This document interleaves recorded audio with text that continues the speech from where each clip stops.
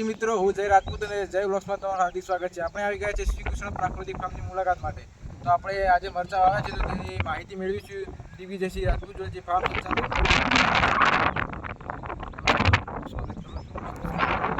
છોડથી છોડ અને line to line રોપનું અંતર કેટલું હોય છે?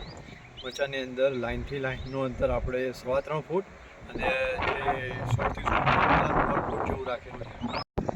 આ મરચાના રોપનું બિયારણ ક્યાંથી લાવશો તમે? મરચાનો રોપ આપણે જાતે જ કરીએ છીએ અને ગયા વર્ષના જે છોડ હોય એનું સારા છોડ અલગ પાડી અને એ બિયારણ જાતે કરીએ છીએ. છેલ્લા 5-7 વર્ષથી એના એ આપણે બિયારણ છે અને સારી રીતે ઉત્પાદન આમાં મળી રહે છે. મરચાની ખેતી તમે કેટલા વર્ષથી કરો છો? મરચાની ખેતી સાથે હું 5-7 વર્ષથી જોડાયેલો છું અને ફાધર તો વર્ષોથી કરતા આવે છે. લગભગ 35-40 વર્ષથી જ મરચાની ખેતી જોડે. એના પહેલાં પણ અમારા વર્ષોથી મરચાની ખેતી અમે કરીએ જ છીએ. મારા દાદા. તમે પાયામાં કયું ખાતર આપ્યું છે અને પછી કયું ખાતર આપશો? પાયામાં આપણે સાણિયું ખાતર અને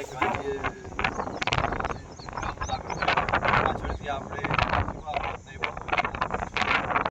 મરચાં વાવવાની સિઝન કઈ છે અને કેટલા સમય સુધી આ રહે છે?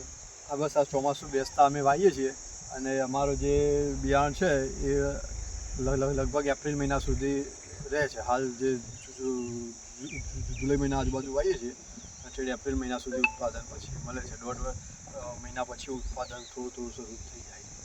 મરચાં એક વખત વીણો તો પછી કેટલા સમયના અંતરે ફરી વીણી શકો? અમે મરચાંનો વીણવાનો સમય 1.5-2 મહિના જેવું પછી ચાલુ થઈ જાય છે અને દર 20 થી 25 દિવસના અંતરગાળે ફરીથી વીણવાનું મળી જાય છે. અને આના ઉત્પાદનમાં જોઈએ તો એક વાનની અંદર 100 શરૂઆતમાં થોડું 80 મણ, પછી 1.5 વીઘો મરચાં હતા પર અમારે, તો શરૂઆતમાં 80 મણ, પછી 100 મણ, પછી 120, એ રીતે થોડું વધતું જાય છે. પછી છેલ્લા ગાળામાં થોડું ઓછું થાય છે.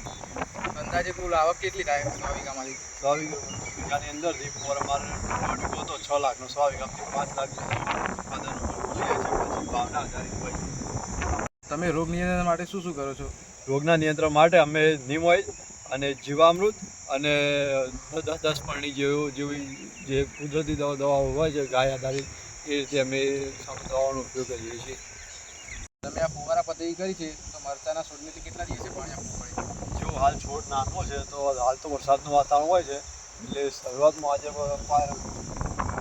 15 દિવસથી પાયા છે. હાલ વરસાદ નથી તો પછી જ્યારે વરસાદ થવું થાય એટલે પાણી ઓછું થઈ જાય. પછી શિયાળાની અંદર કમસે કમ 5 દિવસની પદ્ધતિ હોય સાદી પદ્ધતિ, તો 6-7 દિવસ પાણી આપતા હોય છે.